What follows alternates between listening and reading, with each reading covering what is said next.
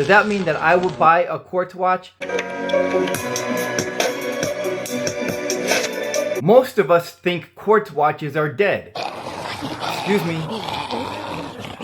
Kind of like this guy. Security. Yeah, boss. Fire! We got him, boss. Stupid zombies. Who's hungry? Quartz! Quartz! Quartz! Who gives a about quartz? Quartz is so irrelevant. Nobody wants a quartz watch these days. Calm down, Rich. Actually, those things are kind of sort of true. Because we revere mechanical watches because we consider them masterpieces, handwork masterpieces made in pristine Switzerland, while we can get a quartz as little as $80 at Kmart or Kohl's. But not exactly. The quartz boom, or I should refer to it as the quartz crisis, was introduced to us in the 80s, the same decade we saw big hair, mullets, Mr. T, E.T., Miami Vice, The Breakfast Club, The Super Bowl Shuffle, Molly Ringwald, and Molly Ringwald. And the quartz crisis left as quickly as it came, and it never really returned, except for two luxury watch brands, where it not only did it return, but it never left. Today we're talking the Omega Aqua Terra and Grand Seiko. This is my Omega Constellation Quartz, and it's one of 3 lineups that Omega still uses a quartz movement in. And the other one that we're going to talk about is the Omega's Aqua Terra. We're going to compare the Aqua Terra with the Grand Seiko SBGX 263 because they both are similar in price point at a retail price about $2,700, but we can get one new for around $1,800, and they're both similar in size. The Omega is 38.5 millimeters, the Grand Seiko at 37. And even though they both use quartz movements, they're both very different. Let's talk about the Aqua Terra first. It uses Omega's caliber 4564 quartz movement, and it has a battery life of 25 months. So just who is a demographic that still buys an Omega quartz? Well, I talked to 2 Omega boutiques for this show, and according to those 2 boutiques, Omega considers a young demographic between 30 to 60 years old. So thank goodness I still fall into that useful demographic. What a relief! The one who buys the Aqua Terra is between 30 and 40 is what was explained to me. And it's a lot easier to spend $3,000 than it is $6,000, at least in a boutique. We know all about the gray market prices. And the other type of demographic is that these make really great wedding gifts. I mean, a watch is an ultimate symbol for a wedding gift. But I also learned something really interesting about quartz movement. When I spoke to one of these boutiques, he actually said that $2,700 is too expensive for the Aqua Terra quartz because quartz watches are not made to last a lifetime the way mechanical watches are. Omega quartz watches are only made or designed to last between 25 to 30 years. This according to the Omega person.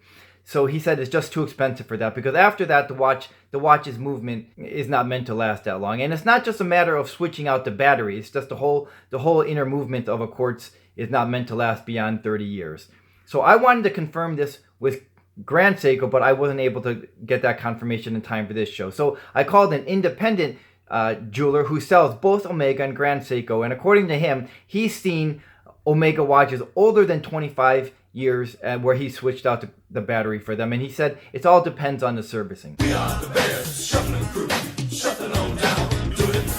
And now let's turn to our attention to Grand Seiko. The Grand Seiko's amazing movement is the 9F movement. This is not your ordinary movement. We are all aware that Grand Seiko does everything by hand and in-house, and they take it to the extreme with their 9F movement because they actually grow their crystals in-house. And that's really taking it to the extreme. It's actually a really gorgeous movement. This 9F movement's battery life is between 3 to 5 years. Compared that to the standard Seiko of between 2 to 3 years. And one of the other larger differences with the Grand Seiko is it's meant to last between up to 50 years without any maintenance or service. Both of the watches, the Aqua Terra and the 9F, they have an indicator to let you know when the battery is coming up. Both of them happen to use where the second hand double blinks when it's time for a battery change. So that'll let you know when it's time to change the battery. So let me talk about the 9F more because it's really worthwhile to talk about. The 9F is accurate to plus or minus 10 seconds a year, whereas the standard quartz is plus or minus 15 seconds a year. And I couldn't get the exact figures for Omega, but I'm pretty sure it's between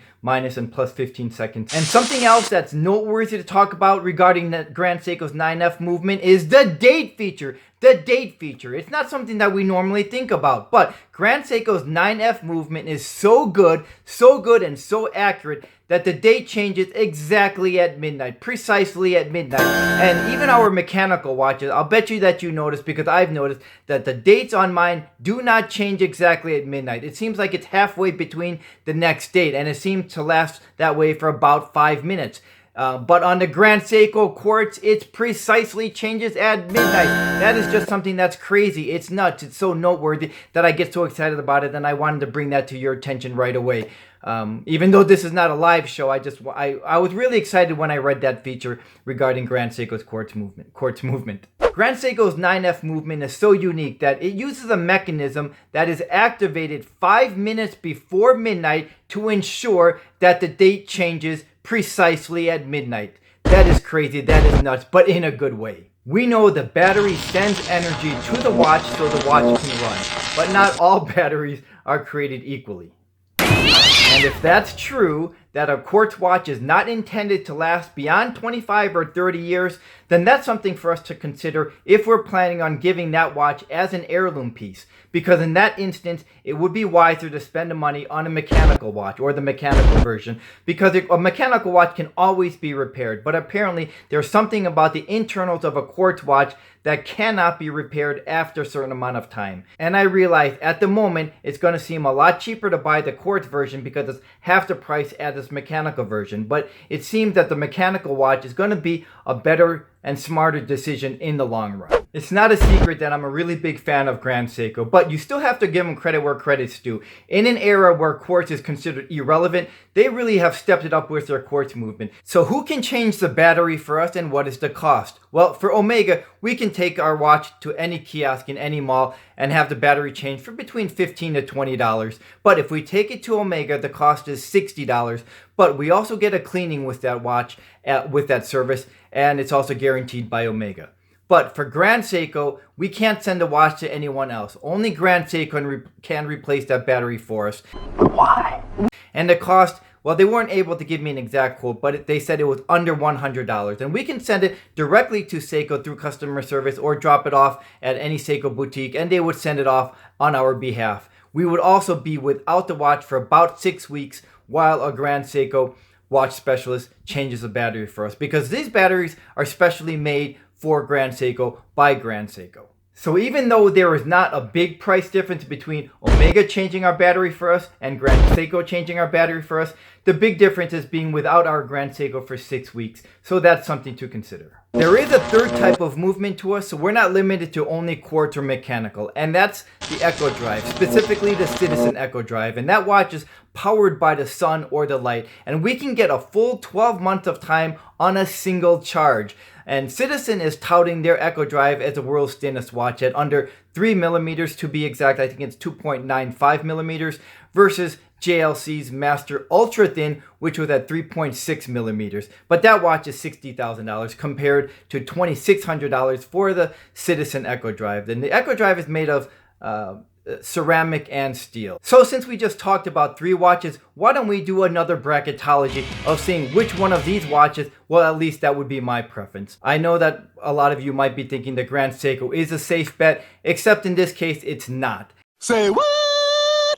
And even though I talked highly about that date feature on it, it's that same date feature that is turning me off on this Grand Seiko, because I don't think the date feature on any Grand Seiko looks appropriate. And that's the reason I bought my Grand Seiko SBGR 097, because there is not a date feature. I think it looks cleaner, and I think the date feature on any Grand Seiko cheapens the look of it. Because of that date feature, I can't go with the Grand Seiko. So that leaves the final battle between Omega's Aqua Terra and Citizen's Eco Drive. And I'm not going to even make this decision suspenseful. Immediately, the Citizen's Eco Drive hits the early showers.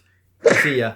$2,600 for that watch is just way too much, and that look is not my taste. So that leaves the winner as the Omega's Aqua Terra. Now, does that mean that I would buy a quartz watch? The answer is no, not right now, because right now I still have so much passion and energy and patience to deal with the mechanical watches, whether it's dealing with the servicing and sending it off, because I still have a few watches, so I'm not going to miss that watch in the meantime. I have other options. But I can see myself down the road when I'm older, where I think I'll always have the passion, but maybe when I don't have as much energy or patience to deal with the mechanical watch, I might want a quartz watch at that point where it's just simple and I don't have to worry about the watch for a few years. And in that case, I think I would go with the Grand Seiko, because I might be retired by that time, and I might not be, the date and the days of the week might not be actively on my mind. So I might like a date feature at that point. And I do love the fit and finish on that Grand Seiko, because all the Grand Seikos, even the quartz models, get the same fit and finish, and where they use the Zaratsu finishing for the polishing. So down the road, when I'm older, I could see myself getting a quartz, and that would be, in that case, it would be the Grand Seiko. And I realize the immediate argument is, if you're retired, you have nothing but time, so you should be able to want to deal with all those mechanical issues. But I just know myself, and it's a possibility that at that point in my life, I might want a quartz watch. Thanks for watching, and I'll see you the next time. And here's my Omega quartz constellation. I'm just gonna continue to talk here.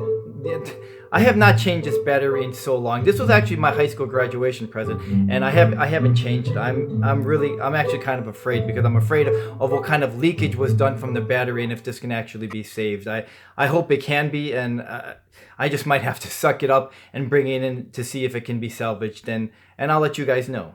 The Omega's Aqua Terra battery can be changed. The Omega's Aqua Terra battery can be changed every 25 years, every 25 months.